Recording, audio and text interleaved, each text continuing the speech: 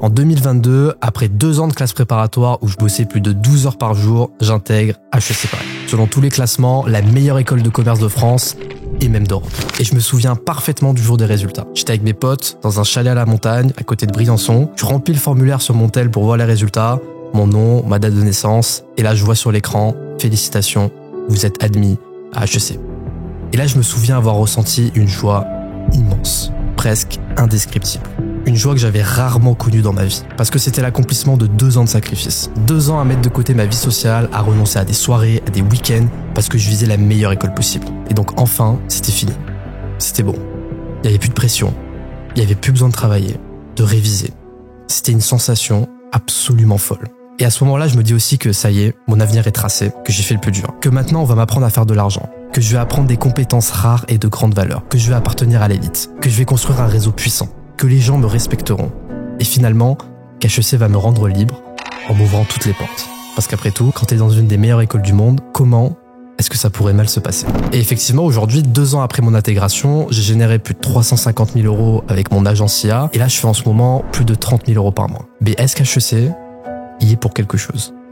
Au moment de mon intégration, j'attendais beaucoup de cette école. Car je pensais qu'elle allait changer ma vie. Et d'une certaine manière, elle l'a fait. Mais pas du tout comme je l'imaginais. Et c'est bien autre chose qui va changer ma vie pour toujours. Alors après avoir passé 2 ans dans cette école, je tenais à vous faire cette vidéo et partager mon avis honnête et sans filtre de ce que j'ai pensé d'HEC en rapport avec le business, l'entrepreneuriat et le make money de façon générale. Petit disclaimer, je ne donnerai pas mon avis sur HEC dans son ensemble dans cette vidéo car j'y consacrerai une vidéo dédiée et complète lorsque je serai diplômé dans 2 ans. Alors on va commencer direct par ce qui fâche, les cours. Que valent les cours à HEC?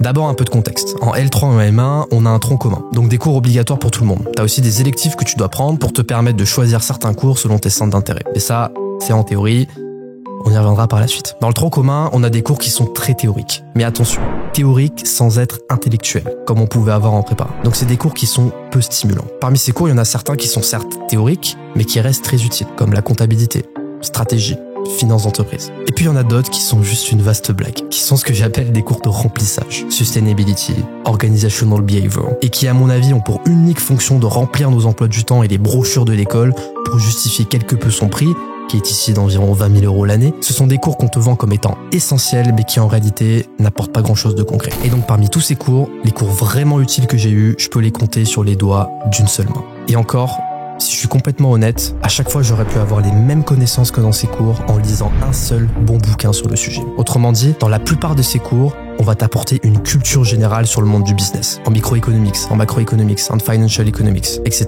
La plupart des cours sont en fait des introductions, des sensibilisations à la matière, des découvertes. Donc on reste en surface et on ne s'approprie vraiment aucune connaissance ou compétence précise. Et donc malheureusement dans ces cours, et c'est pareil dans toutes les business schools de France, on t'apprendra pas à faire de l'argent. On t'apprendra pas à gérer et mettre en place un CRM. On t'apprendra pas à exploiter la creator economy via les réseaux sociaux. On t'apprendra pas à faire de la prospection. On t'apprendra pas à développer une image de marque. On t'apprendra pas à vendre une prestation à plusieurs milliers, voire dizaines de milliers d'euros. Et si par miracle, un prof évoque ces sujets, ce qu'il dit est souvent dépassé, complètement déconnecté de la réalité du terrain. Et ça, c'est pas que moi qui le dis, c'est aussi Jack Ma qui disait que les universités enseignent souvent ce qui est dépassé, le monde des affaires avance bien plus vite.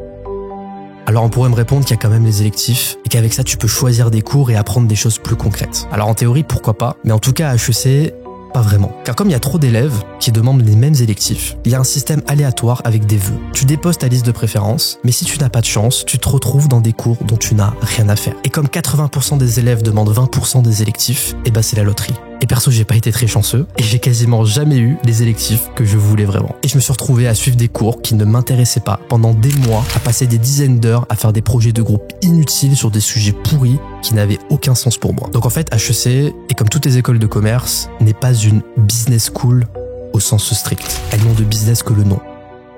Ça me fait un peu penser à ce qu'on disait de l'URSS, Union des républiques socialistes et soviétiques, pendant la guerre froide. 4 lettres, 4 mensonges. La vérité sur HEC, c'est que c'est pas une école qui va t'apprendre à faire du business ou à comprendre profondément son fonctionnement. C'est une école qui vise à former des cadres du tertiaire pour alimenter en main-d'œuvre des grandes entreprises. Et c'est tout. Son objectif, c'est de faire de toi un bon salarié, prêt à rentrer dans le moule. Elle te donne des connaissances générales, pas trop précises pour que tu aies des bases un peu partout sans jamais vraiment être un expert de rien. Elle te donne certains codes, un vocabulaire que tu vas employer en entretien ou dans tes premiers stages. Elle te fait faire des travaux de groupe pour apprendre à collaborer. Par contre, elle te forme pas intellectuellement et elle t'apprend pas non plus à travailler, car ça c'est la prépa qui l'a fait. Elle t'aide surtout indirectement à t'intégrer dans la matrice du monde corporate grâce à la marque HEC. Mais en soi, j'ai aucun problème avec ça. Faut juste savoir ce qu'on veut. Si ça te va d'être salarié, si ça te pose pas de problème d'être capé à moins de 5000 nets par mois pendant un bon moment, si ça te dérange pas de prendre le métro bondé tous les matins à 8h, de faire ton 9h, 20h et parfois plus, parce que si tu vises les entreprises qui payent le mieux, elles sont bien souvent très exigeantes avec les horaires. Si ça te dérange pas d'avoir des N+1 et des N+2 qui te disent quoi faire, comment le faire, etc.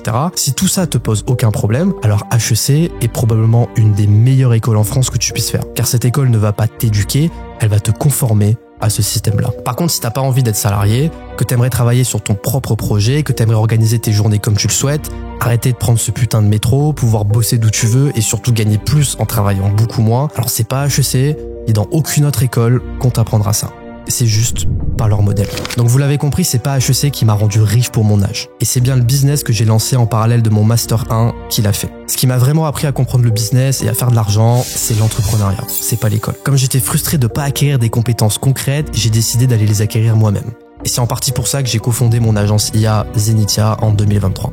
Je savais pas vendre, alors je suis allé voir des entreprises et j'ai essayé de leur vendre des choses. Je savais pas intégrer une solution technique, alors j'ai trouvé un client et j'ai essayé d'intégrer une solution technique. Et ça illustre parfaitement ce que John Dewey, philosophe américain, avait pu dire sur l'école. L'éducation n'est pas la préparation à la vie, l'éducation est la vie elle-même, mais nos écoles ont oublié cela.